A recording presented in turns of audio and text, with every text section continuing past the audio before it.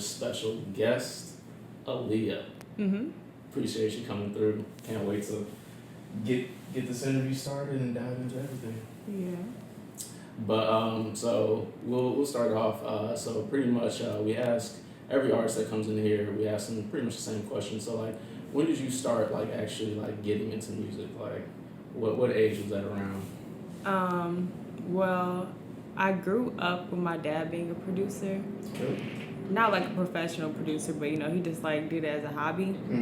So me and my sister would be like making songs and stuff all the time, and just trying to come up with lyrics and stuff like that. And he would be waking us up like with his beat machine, stuff like that. So I've always been in like a musical family, and I've always known that I wanted to be a singer.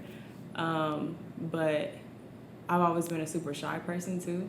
So when I got to high school, I was kind of around. I went to Kenwood and Hyde Park. So I was always around people who were like kind of recording music by themselves. And I was like, how did you do that? So I released my first song on SoundCloud when I was 16. And then from there, I just kept recording songs and releasing them. I feel you. So like, what influenced you kind of to release that song? Was it your dad always like producing and stuff like that? Like, what really influenced you? I would say more so the people that I was around in high school, like just seeing that I could actually record something by myself. Like I used the Blue Yeti microphone and just hooked it up into GarageBand and press record. And I'm just like, I mean, what's the worst that could happen? I just release it, people like it or they don't. And it ended up getting like a bunch of streams. So I was like, I'll just keep going. I feel you. So that response pretty much fueled you to keep going. Yeah. I feel you, definitely, 100%. So how did that first song sound? Like, I'm like, don't play it right now. I mean, I still have it up. It still like gets a lot of like streams now too. But it was pretty like melodic. I went on YouTube and looked up Frank Ocean type beats. really type beats. Yeah. I love type beats. I'll still do that today. But yeah, I just pulled up a beat and then just like, well, really it was kind of like a poem in the beginning because I was kind of too afraid to sing. And then the second half, I was kind of like just doing some melodic singing. I feel you. So do you feel like over a while you kind of like structured your own sound? Like from that first single, like were you always like, did you always know the direction you wanted to go with your music? Yeah, when it comes to like genre and sound, I've always considered myself to be more so alternative R&B because I know it's not like straightforward R&B. And it's a bunch of R&B snobs that'll be like, that's not R&B. I'm like, to me, everything is R&B, but it's just kind of like a little edge to it. It's a little different. Yep, definitely. I'm happy you brought that up. Like, is there any R&B artists that you gravitate towards? Like, was there any that like you felt like that sounded like you, or that you were trying to craft your sound after? When I was younger, not really, but I was literally named after the singer Aliah. Like my dad was super obsessed. Like on the way to pick me up from the hospital when I was born, they were playing Aliah One in a Million entire album. Like, so that's someone I definitely looked up to when it comes to just having different types of like beats and sounds, and then having like a melodic voice and like soft tone, things like that. But as I got older, like in high school with TDE and SZA, with them kind of like coming out, I definitely gravitate towards SZA. I like her writing style. I like T-Pain's writing style a lot, honestly. People sleep on T-Pain, but sleep. his writing style is so good. I like Party Next Door's writing style a lot because I know he writes for like Summer Walker, Drake, things like that. So, yeah. Well, real quick, favorite T-Pain song? Favorite T-Pain song, real quick. This is hard. But when I'm like drinking a little bit, I'm kind of tipsy if I play the Booed Up remix with T-Pain. I love that verse. I feel you. And then also his verse on Anita by Smino, the remix. Yeah, definitely. Yeah, T-Pain definitely got some slaps. Definitely got some slaps. But do you feel like that time period of I guess music, because you mentioned SZA, Kendrick, T-Pain. That's kind of like that '09 to like probably like '15. I mean '15, probably '09 to '15 era. You feel like that kind of influenced you a lot? I would say yeah, just because, you know, at that age you're kind of like, you feel really free because like what is that? '09, I was like 11 to graduating high school. I'm like, I have no worries. I'm just a young kid and I could just be whatever I want to be. Hell yeah, hell yeah. I feel like that era of music really influenced a lot of people. Yeah, and like it's like, you know, the music that you grow up with, it kind of like puts a stamp on who you are, you know. Anytime you look back at that time period, you like have nostalgic feelings about that music. Exactly. That's why I love Soulja Boys. Oh man, Soulja Boys first to do everything. For real. Oh, shout out Soulja Boy. Yes, I was Soulja Boy. So favorite Soulja Boy song real quick. I would have to say Pow. Oh. But I love also. I made a whole playlist for this Soulja Boy versus Bow Wow versus.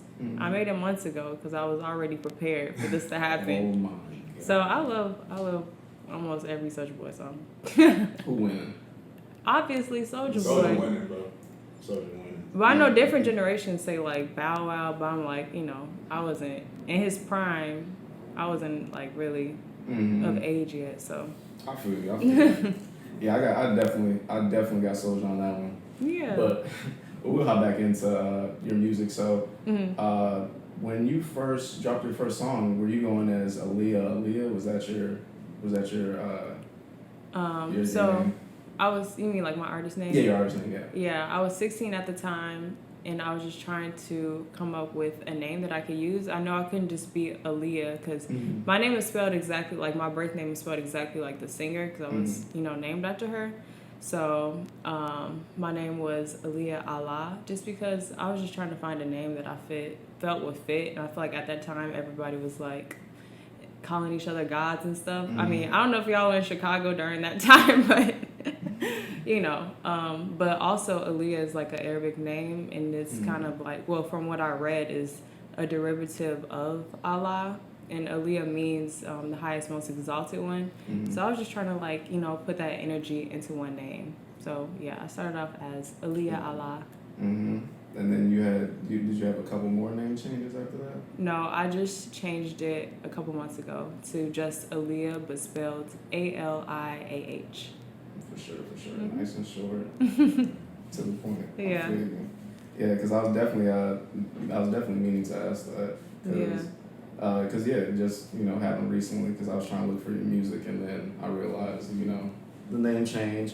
But perfect, nice, short and sweet, straight to the point. But let's talk about your first project. So how did your first project come about? My first project is my Being EP. So it's like, I think it's like 4 songs. Yeah. I met this producer while I was in college, and his name is Gus Chibani. I think that's how you say his last name. But yeah, we met and we were in a class called The Sublime, and our teacher's name was Mary Jane, so it felt very like meant to be. But for our project, we had to like, for our class project, we had to show like what Sublime meant to us, and he played these beats, and I was like, wow, like you're really good. So I ended up reaching out to him, and he just sent me a couple beats, and then I think 2 of those songs, I don't even remember the name of, 3 of the songs on the project he produced. So I just recorded all of it in my room. I mixed it. I recorded one of the songs at his house and then put it together. I like did a shoot for each song. So like each song had a different color to it. Baby was blue, Electric Lady was like yellow. So, you know, I was just trying to like put imagery to everything that I did so that it would be more appealing to my audience. I went to college for advertising, so I was kind of like trying to think about, you know, what would be the most appealing to the people that I want to be my target audience. I feel you. So yeah, that was like the hardest thing I've ever done. Really? Why would you say that? Just getting the whole, just getting everything together? Or yeah, because I was just someone who, before I released that project and like made that decision to put together a body of work, I was just someone who would record in my room and then put it on SoundCloud that same day. So now it's like I have to plan everything out, and like, I'm kind of working on other people's schedules too, because I had like a photographer helping me. I did a release party, just doing all of that stuff, and then also just dealing with nerves and like making sure it sounds up to par what I want it to sound like. So yeah, that was a lot of work. I feel like my second project was still a lot of work, but way less stressful. Because you learned from the first project. Right? Yeah. So your song "Baby," that's over 400,000 plays on Spotify. Like, how does that feel? Like, I never asked any artist this question that came on here, but how does that feel to have like songs that are doing numbers and? Yeah, that was super surprising, because when I recorded that, it took me like a year to completely finish writing it. Like, I had like scrapped it because I'm like, I don't like this song no more. So I did not think when I put that on the project that it was gonna do well. I thought Electric Lady was gonna do the best just because of like the sound. It was more like an upbeat, dancey, like electronic sound. So I just assumed that would do the best. So when I put it out there and then I saw it started to get numbers, I was like, this is crazy. Like, that's crazy. Yeah, it is. Yes, it's insane, and I love that artists can put something out and people receive it like that. Yeah. And get all the love that they deserve, because that project is really good, and it came out in 2017. Yeah. So, what did you like learn from that project and put it towards your newest project? Really, that when it comes to recording music, you really can't predict which song is gonna, which song people are gonna like. You just gotta try to make good music, and you can have your favorite, but at the end of the day, the people are gonna choose what they like the most. So instead of like trying to predict what I think is gonna do really well, I'm just in flow. I'm doing whatever feels right to me. Yes, I feel you, and that's a good transition. Now we're gonna go to your next project, Flux and Flow. So how did that come about? And is it titled Flux Flow, or is it Flux and Flow? See, I don't even know. Flux / Flow. Yeah, I don't know. I got connected with the Burns twins, which is like a production duo in Chicago, and they're super talented producers. They like play a bunch of different instruments and things like that. So I ended up linking up with them towards like the middle of 2018 maybe, and I was like a junior in college at that time. So they produced, well really Eddie ended up producing, who was one of the twins. He ended up producing 2 songs for me. And yeah, like I was saying, I was a junior in college. I'm kind of like, I had just broken up with my boyfriend at the time, so I'm kind of like in transition. So I was trying to think of like words that could describe how that felt, and I kept thinking of flux, because like when you're in flux, you're in between 2 different things. So I kind of felt like lost and like I was just floating. So first I was just gonna make one EP called Flux, and then so I recorded a couple songs for that.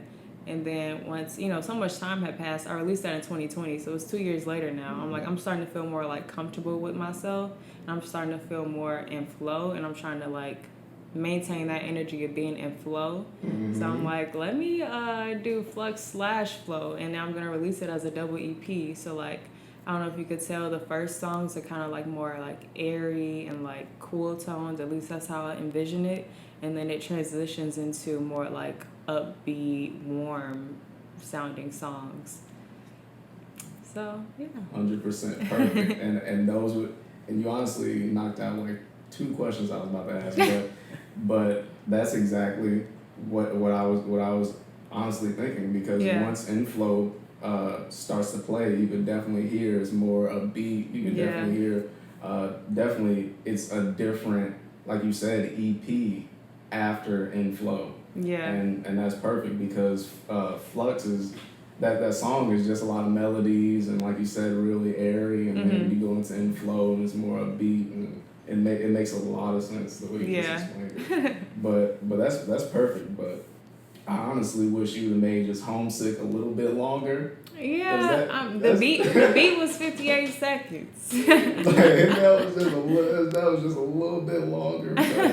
But honestly, like I really love Flux and Flow because those are my favorite tracks, Homesick and Inflow, definitely. And I'll probably say, I made my little sister get on Inflow because she can sing. She sings way better than me, but she just like hasn't pursued music.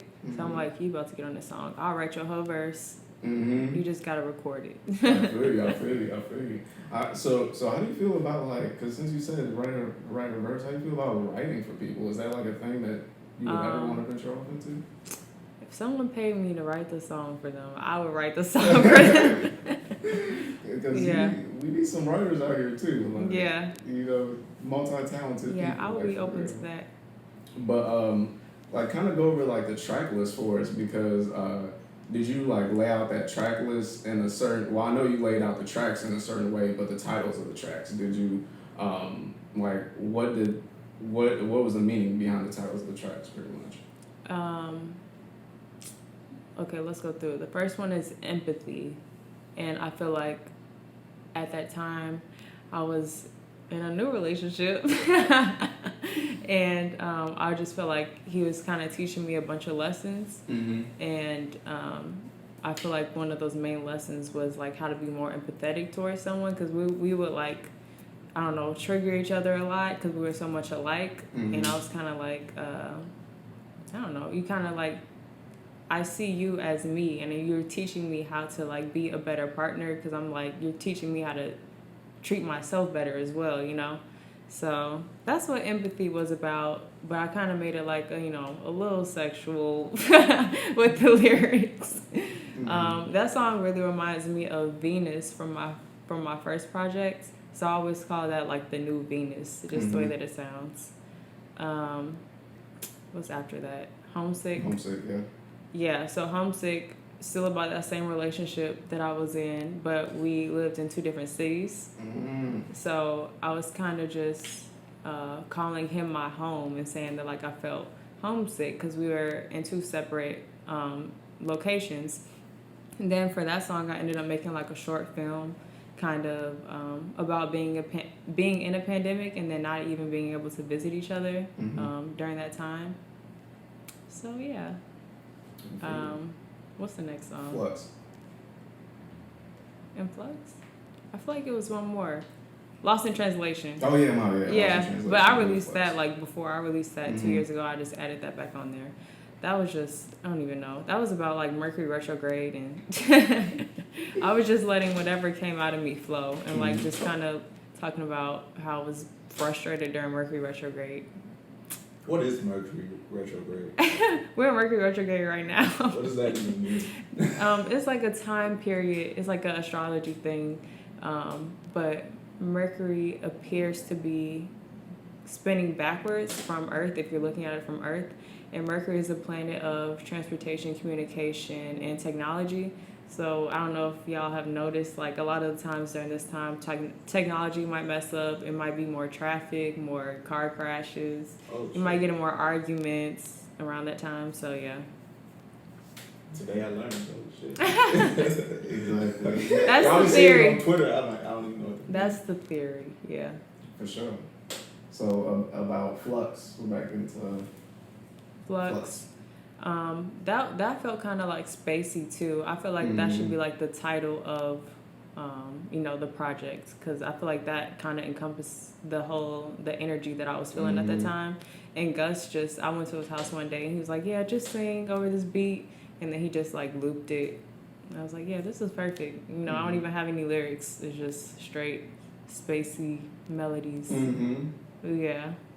So then I transitioned Influx to Inflow, which was I wrote that in the pandemic too. And I was just like, what am I doing right now? I'm stuck in seclusion. So I was just like, whatever comes to my mind, I'm just gonna let it come out and let it flow. So that's how Inflow came about. Inflow. It's only 3 Hennessy songs. Pineapple. Oh yeah, Hennessy Pineapple. I love that song.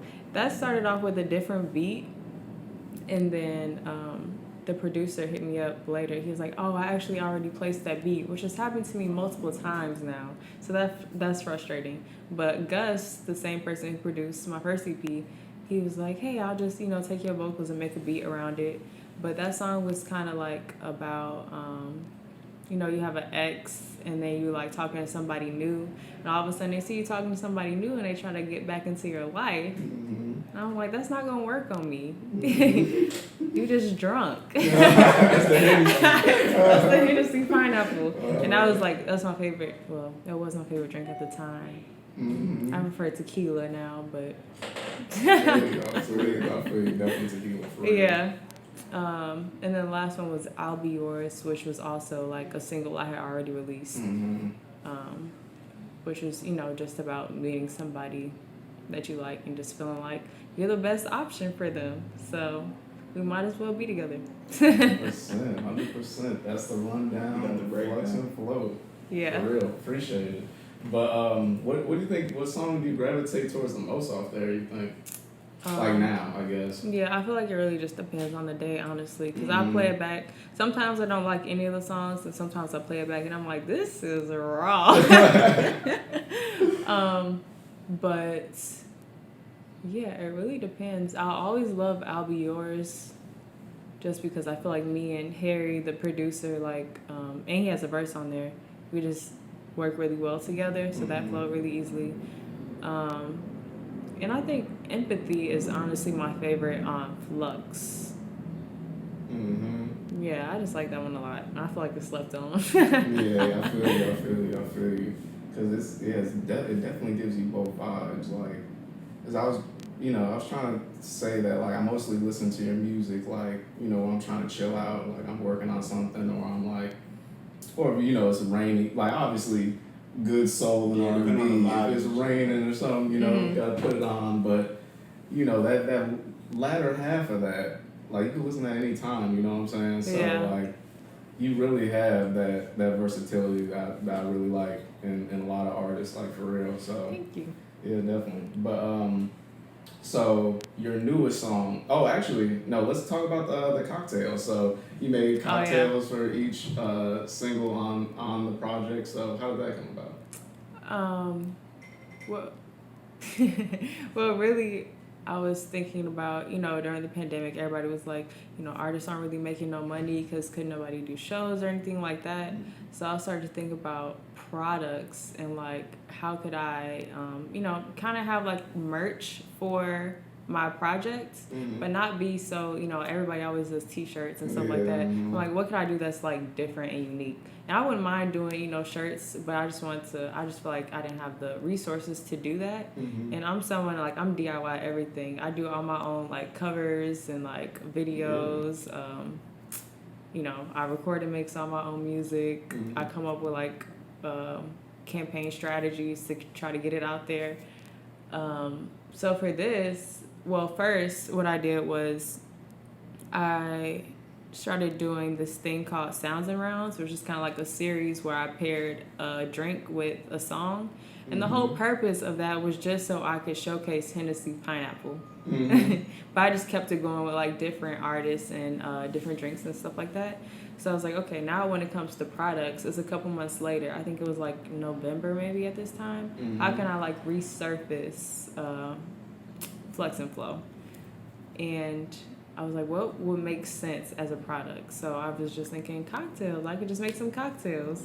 And then I realized later that legally I can't sell cocktails. So so I gave them away for free. I'm like, that's even better. Who doesn't like a free cocktail?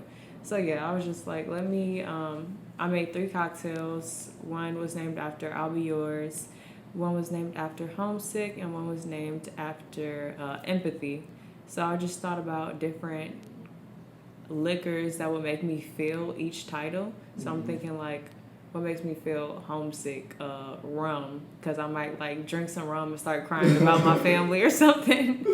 And then what makes me feel more empathetic? And I was just thinking some whiskey, because you know I've been like in a situation where I'm drinking whiskey with my friends and we all like talking about our lives and stuff like that.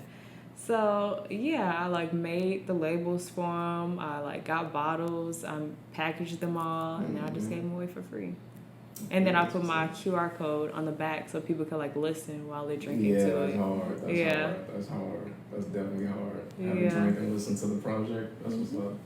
But so if you were to make a cocktail for your single Fadeaway, what would it consist of? Well, Fadeaway is about making like your heartbreak fade away. So what would do that that's not something that I've already used? Or maybe it could be. It would have to be something with tequila.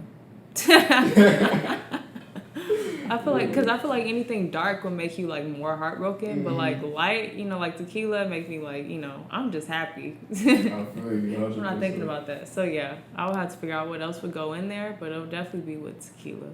Yeah, I feel you, 100%. So also going on the lines of Fadeaway, I seen that you did like a DIY video. Like how did that go about? And you're always doing these types of things with your projects. How does that feel, like actually being hands-on like that? I feel like it started just because I have no choice. You know, like it's certain visual things that I want to do, and I don't want to disrespect anybody and like try to get them to shoot something for free. So I'm like, I just got to figure out how to do this myself. So that's kind of why I just do everything myself. And now it's to a point where I just feel like it's only going to be done right if I do it myself. So, yeah. I definitely feel you, because I definitely like all your content, and it's definitely cool to see that you're doing it yourself. Yeah. Because that's why I really pride, especially artists on, like, you know, taking control of their career and doing some of the stuff that themselves so they can have that hands-on. Because, you know, they can branch off to doing other things along with still being artists, you know. Yeah. Definitely.